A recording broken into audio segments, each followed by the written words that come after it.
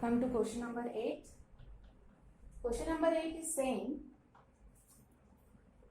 draw a rough sketch of two triangles such that they have 5 pairs of congruent parts, but still the triangles are not congruent.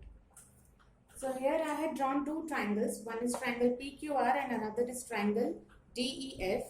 They are having some congruent parts, but these triangles cannot be said congruent. I'll tell you how. It is given to us that PR is equal to EF, or you can say FE. PQ is given equal to ED. Angle P is equal to angle F. Angle Q is equal to angle E. And angle R is equal to angle D. There are 5 parts given which are congruent, but if we find out any criteria of congruency which is getting fulfilled by these two triangles, then it is not possible. Because see, if we look for triangle PQR, there is this angle P, angle R and the side PR. They are satisfying the condition of angle, side, angle criteria. But if we look for the congruent part of these given angles and side, so angle P is equal to angle F, angle R is equal to angle D. Now this angle F and angle D are the congruent parts, and their including side is not equal to including side of angle P and R. Hence we cannot say that these two triangles are congruent by angle, side, angle. Similarly, if we look for this condition for angle, side, angle, again angle P is equal to angle F, angle Q is equal to angle E, and PQ is not equal to EF. So again the conditions are not satisfying. So we will say that triangle PQR is not congruent to triangle DEF by any condition. So have you seen that there are 5 congruent parts, but even then the two triangles are non-congruent. So it is possible that parts are equal or congruent, but triangles are non-congruent in nature. Come to question number 9.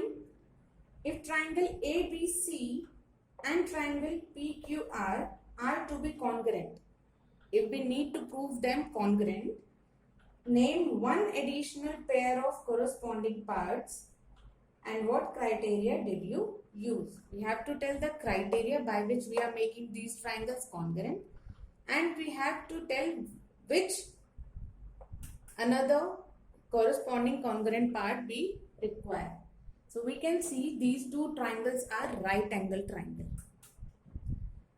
but neither hypotenuse is given equal nor any sides are given equal. Instead, angle C is given equal to angle R. So now that means these triangles will not satisfy our RHS criteria. We have to look for any other criteria in this. Now this angle B is equal to angle Q because they are of 90 degree. So that is why angle B is equal to angle Q. This is given. And angle C is equal to angle R. This is also given. Now we know two angles are equal, and if we have any side which is included between these two angles, then these triangles can satisfy the criteria angle, side, angle. So we require this side BC should be equal to side QR. We need BC to be equal to QR in order to make these triangles congruent. Now by which criteria they will become congruent then? They will be said congruent by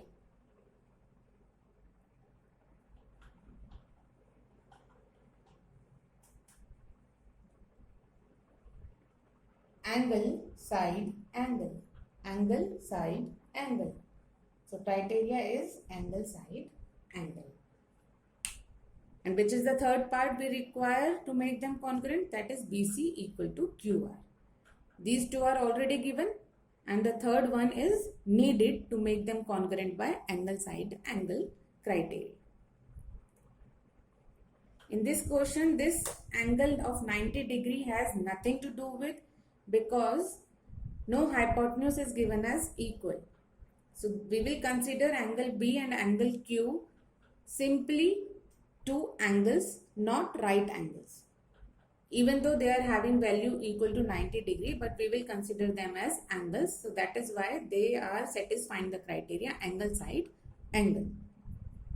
I hope it is clear to you. Next and the last question of this exercise, question number 10. It says explain why triangle ABC is congruent to triangle FED. So there are two triangles given. One is triangle ABC and another is triangle FED, and we have to prove why they are congruent. So we can see that angle A is given equal to angle F. It is given. Angle B is equal to angle E. It is also given. And both these angles are of 90 degree.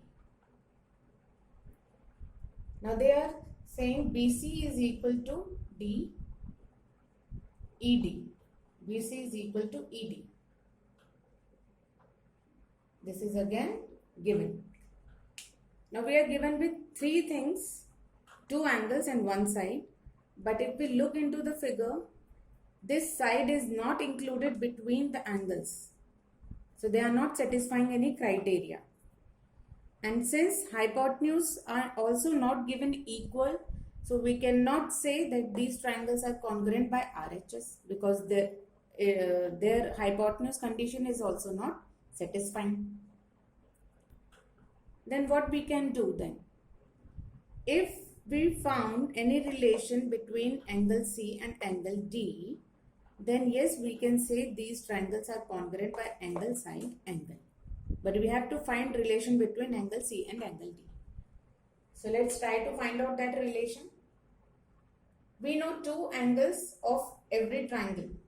So if I write angle A plus angle B is equal to angle F plus angle E. Is it right? Yes, it is right, because angle B is of 90 degree.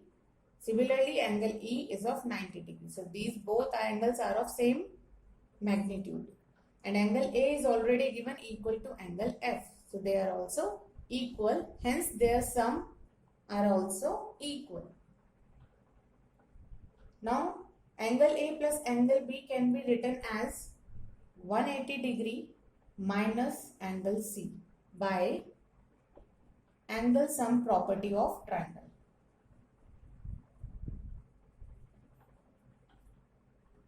Correct? Because we know all the three angles are equal to 180 degree in every triangle.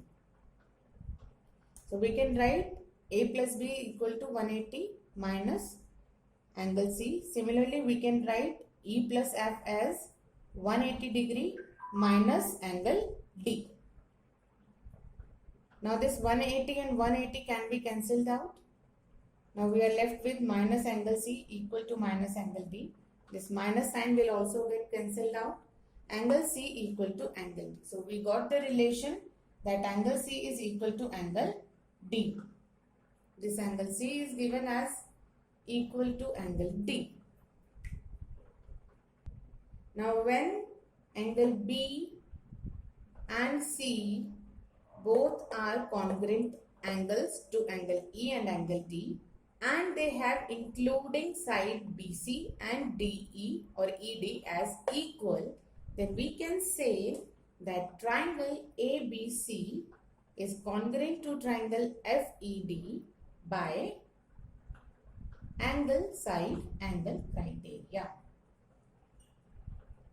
So we can say these are congruent by angle side angle criteria. So this is it for this chapter. Here we finish our exercise 7.2 and chapter number 7 as well. Try to do these questions yourself so that you can understand the concept of congruency and its criterias better. Thank you.